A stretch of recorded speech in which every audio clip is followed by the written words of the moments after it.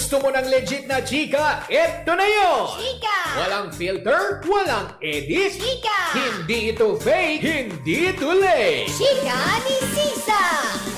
Lahat ng ganap sa showbiz pag-uusapan natin dito. May nag-break, may nagkabalikan. Tara at pag-usapan. Kung ano man ang chika, alam na ni Sisa. Ito ang Chika ni Sisa. Chika Ni Sisa!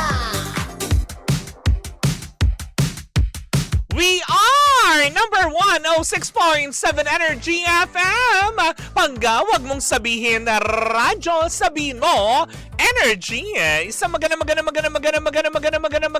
hapon pa rin po, Metro and Mega Manila. Damang-dama pa rin po natin ang basa, diba? Sa labas ng lansangan, mag-iingat po tayong lahat.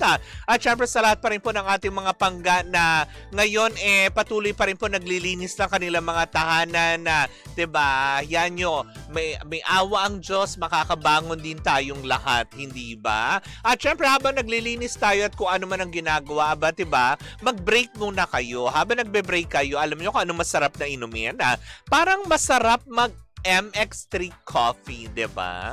Kung ikaw ay isang coffee lover, dapat mo itong mapakinggan.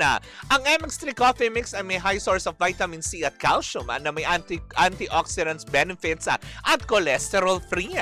Ito ay low acid coffee na may low calorie sweetener na kung tawagin ay sucralose na hindi nakakapagpataas ang ating blood sugar levels at blood pressure.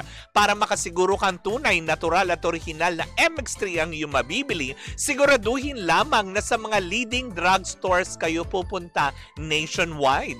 Kung meron ka pang ibang katanungan, pwede mo bisitahin ang kanilang website sa mx3ph.com. Paalala pa rin po sa lahat, ang MX3 po ay hindi gamot at hindi ito maaring gamiting panggamot sa anumang uri ng sakit. Sa MX3, dito ako believe. At bukas po araw ng Webes, magkita-kita tayo dyan sa May Evangelista Mercury Drugstore, Makati City Branch, kung saan po dyan po magaganap bukas ng umaga ang ating huli kapangga at yan sa atin ng MX3. Dito ako believe, kaya samantalahin dahil para makatikim kayo ng mga libreng sample ng coffee at ng mga capsules ay pamimigaya sa lahat po ng pupunta bukas sa Mercury Drugstore Makati Evangelista Branch. Makita-kita tayo dyan bukas. Baka ikaw na maswertehan at mahuli kapangga kasama ang MX3. Gusto mo ba yon? Gusto ko yon, syempre, diba? Lang ganon. Pag may premyo, gusto ko yun. Ng bonggang-bongga. Pero eto na, batiin po muna natin ang lahat ng ating mga pangga na patuloy na nakatutok sa atin, lalong-lalo na dyan. Tama naman na. Sige naman ang talagang ano naman.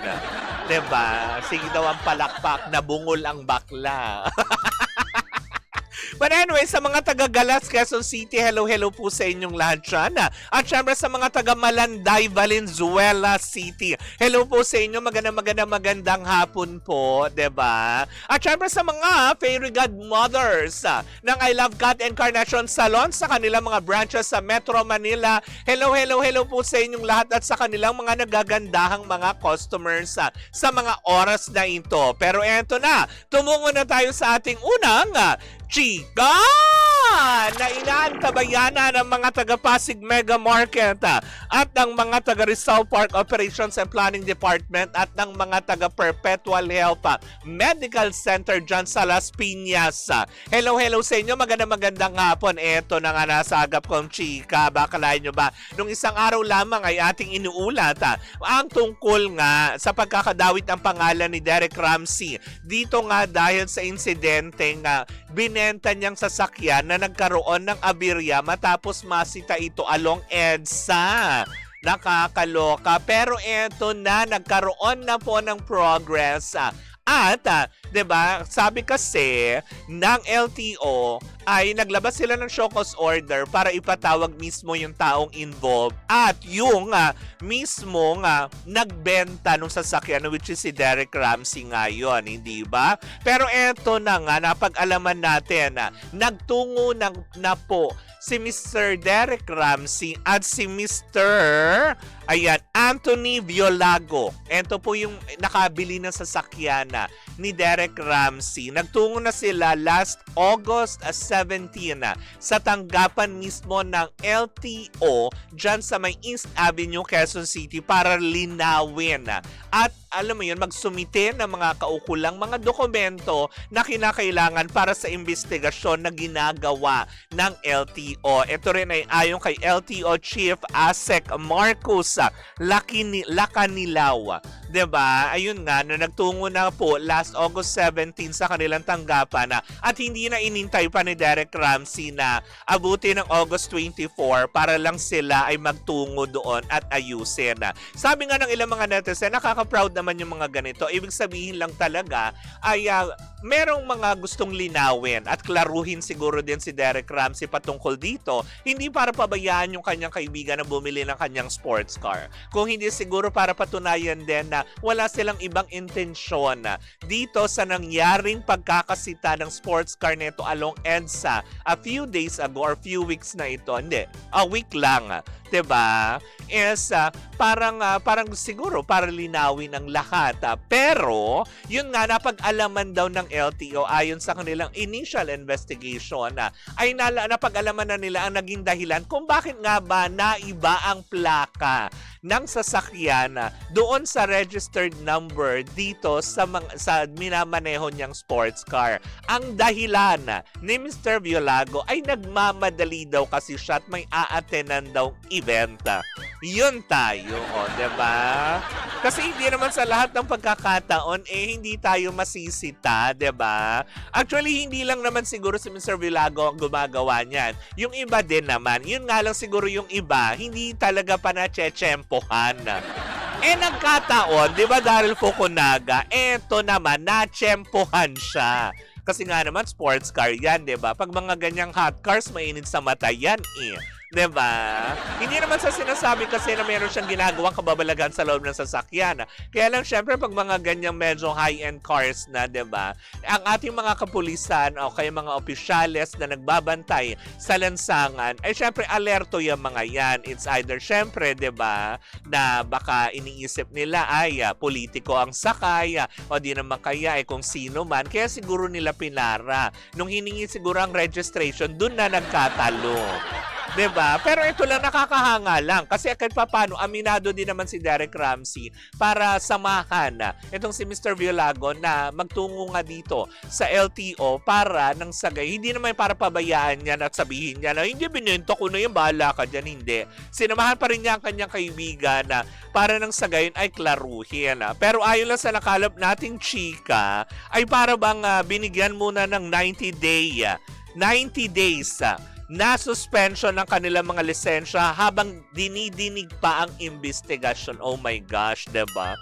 Nakakaloka. Yun yung masaklap dito Habang dinidinig pa ang kaso patungkol dito, hanggat wala pang nilalabas ang LTO na final decision hinggil nga dito sa nangyaring aberya sa sasakyan na ibinenta ni Derek Ramsey, ay kasama din yata siya sa papatawan din, of course, diba, ng 90 days suspension ng license until alam mo yon, mapunta sila doon sa final decision kung ano nga ba magiging verdict. Kung mare-rebuke ba yung kanilang revoke.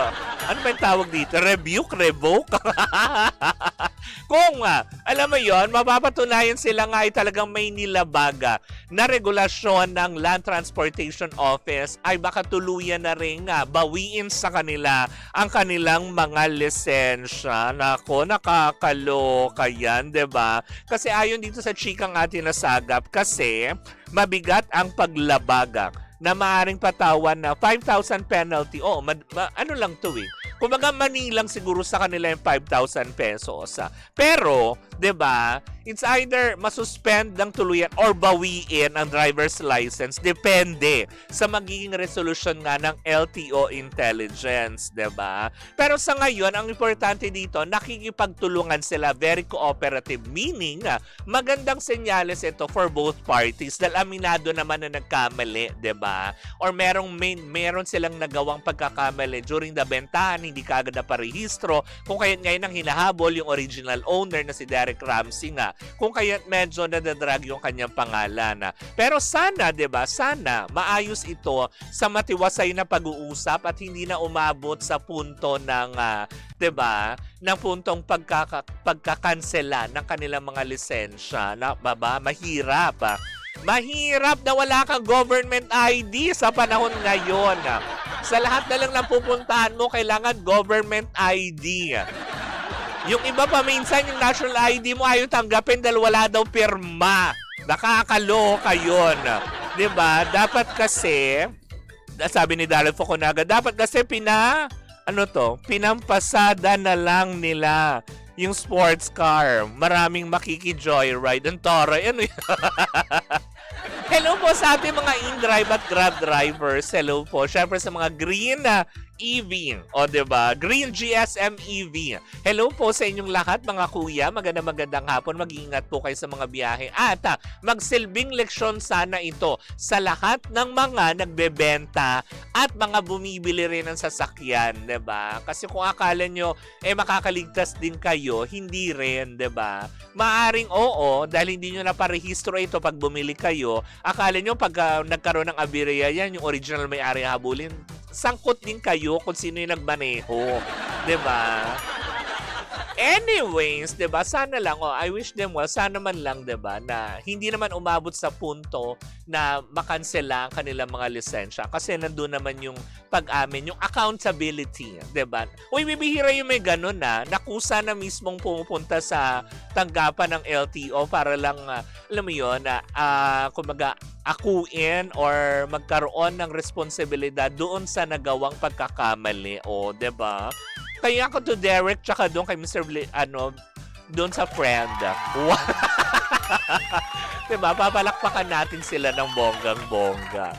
But anyways, diba? LTO intelligence dapat. Mga intelligence. Hoy! Ano ka ba, Daryl Fukunaga? Oo naman, magiging fair naman sila. Diba? But anyways, ako mga panggayan po muna ang ating unang chika na first gapter para sa programang Chika ni Sisa. Sa ating pagbabalik, isang umatigabong chikahan naman ang daladala ng napakagandang bakla. Siyempre, saan pa ba yan? Dito mo lamang yan sa number 106.7 Energy FM.